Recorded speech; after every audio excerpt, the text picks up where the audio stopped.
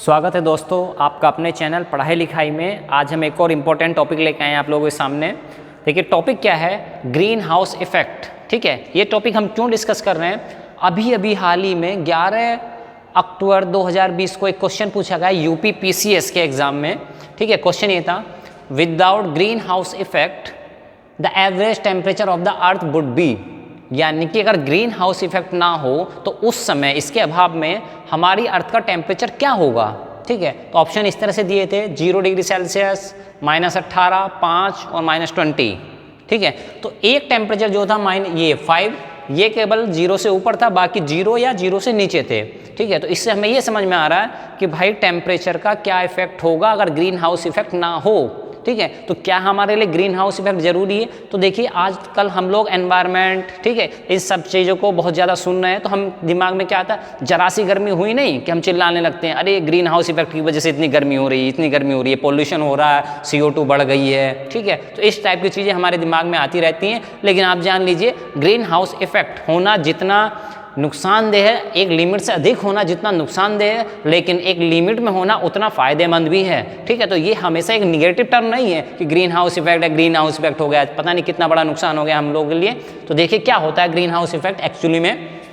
ठीक है, देखिए क्या होता है, ये सन है, सन आप जानते हैं ये गर्म होता है, हमारी अर्थ से तो बहुत ज़्यादा गर्म है, तो हीट एनर्जी रेडिएट करता है, मतलब कि सन से हीट एनर्जी उष्मा मिलती है हमारी अर्थ को।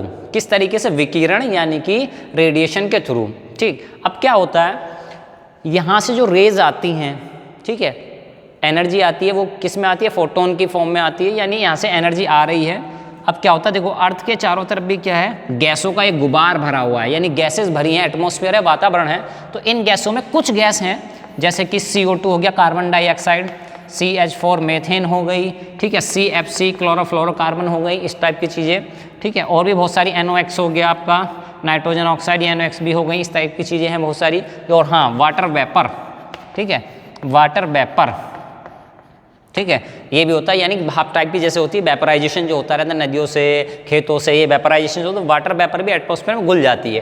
तो ये इस टाइप की कुछ गैसें हैं, ये क्या करती हैं, देखो होना क्या चाहिए आइडली में, सन से यहाँ पे रोशनी आई, हीट एनर्जी आई हमारी धरती पे, तो हमारी धरती क्या करती है, कुछ एनर्जी को एब्जॉर्ब कर लेती है, कुछ एनर्जी को अपने पास रख लेती है, और बाकी एनर्जी को क्या कर देती है, रिफ्लेक्ट कर देती है, बाकी एनर्जी को रिफ्लेक्ट कर देती है। ठीक है, कोई भी चीज़ हो, जैसे सन हो, वो होता है, शीशा होता है, ठीक है, शीशे पे आप धूप डालेंगे, रोशनी डालेंगे, तो वो क्या करता है, कुछ लाइट को रिफ्लेक्ट कर देता है। सिमिलरली ये भी क्या है, कुछ एनर्जी को रिफ्लेक्ट कर देती है, कुछ एनर्जी को कंटेन होल्ड कर लेती है, एब्जॉर्ब कर लेती है। ठीक है, अब देखिए क्या होता है, ये जो रिफ्लेक्ट लाइट जा रही है, ठीक है, जो रिफ्लेक्ट लाइट जा रही है, तो अब ये क्या होता है, इन गैसों की उपस्थिति के कारण, ये कुछ इस टाइप की जो गैसें हैं, इनकी उपस्थिति के कारण ये जो लाइट बाहर जानी चाहिए, रिफ्लेक्ट होकर चली जानी चाहिए, परावर्तन के थ्रू बाहर चली जानी चाहिए, उनमें से कुछ हिस्सा ये गैसें क्या कर लेती हैं, अब्जॉर्ब कर लेती हैं।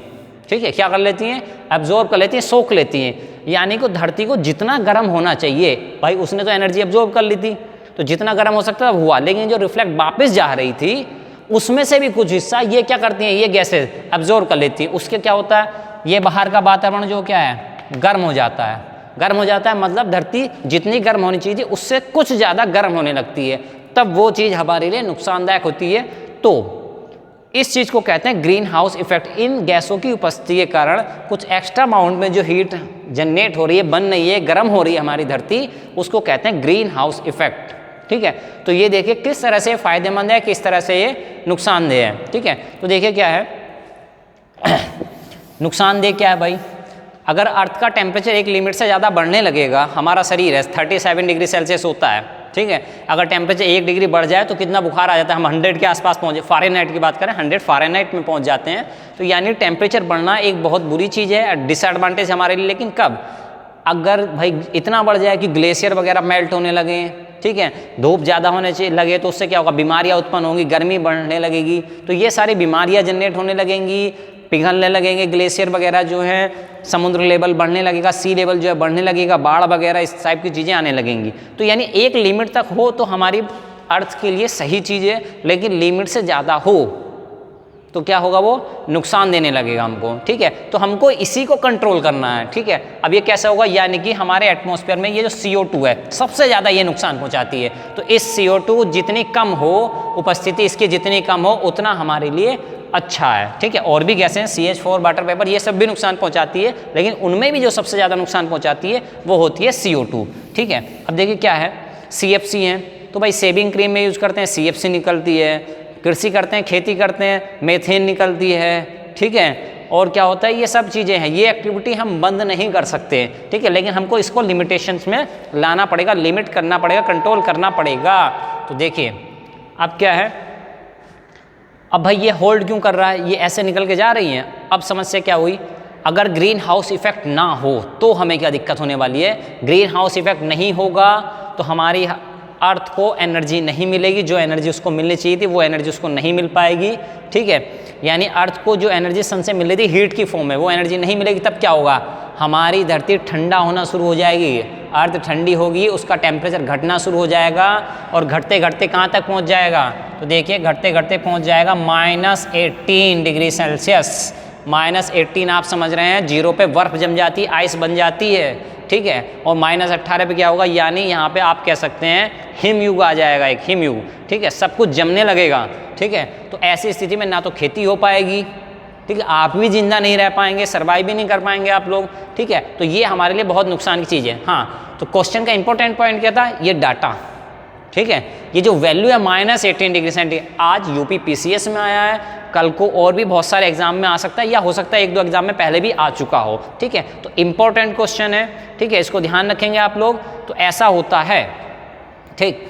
तो इसको सुधारने के लिए क्या करें हम, भाई इन गैसों का उत्सर्जन बंद होना चाहिए। रेफ्रिजरेटर में CFCs गैस निकलती हैं, इन सब चीज़ों का उत्पादन बंद होना चाहिए, ठीक है। तो इस तरह से क्या होगा, आपको ये ध्यान रखना है, answer -18 degree centigrade is the most important, ठीक है, ये ध्यान रखना है। और दूसरी चीज़, एक क्वेश्चन आप याद रखेंगे कि हमारी जो अर्थ होती है उसका एवरेज टेम्परेचर कितना होता है।